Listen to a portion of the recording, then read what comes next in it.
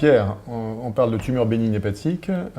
Les adénomes, on leur connaît des facteurs de risque environnementaux, le sexe féminin, la prise d'une contraception orale, la prise d'anabolisants chez l'homme, également l'existence d'une glycogénose, mais il y a d'autres facteurs de risque. Oui, on connaît les facteurs de risque génétiques, notamment tu connais les adénomes bêta-caténine mutés, qui ont un risque notamment de transformation tumorale plus élevé. Et j'ai vu un travail américain qui a porté sur 145 patients, enfin plutôt patientes d'âge moyen de 35 ans, dont un tiers avait un adénome volumineux de plus de 5 cm. Et ce travail donne deux messages.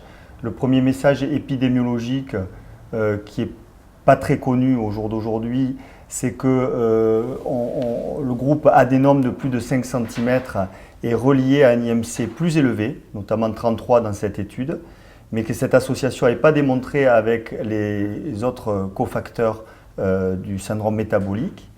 Et donc il faut s'attendre à une augmentation de la prévalence de l'adénome et de l'adénomatose dans les années à venir en France et dans le monde, qui est liée à l'augmentation de la prévalence de l'obésité. Et le deuxième message, ça c'est plus connu, c'est que les adénomes de plus de 5 cm se compliquent plus volontiers. D'abord la complication hémorragique, 15% des cas dans cette étude, et secondairement la complication tumorale plus faible, évaluée à 2%, et ces complications ne sont pas démontrées avec l'adénomatose.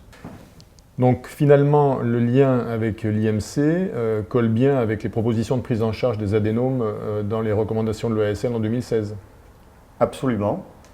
Recommandation qui propose de se laisser 6 mois devant tout adénome, notamment quand il est volumineux, arrêt de la contraception œstroprogestative, réduction pondérale si elle s'impose, nouvelle IRM à 6 mois, une décision chirurgicale en fonction de l'évolution de la taille. Merci.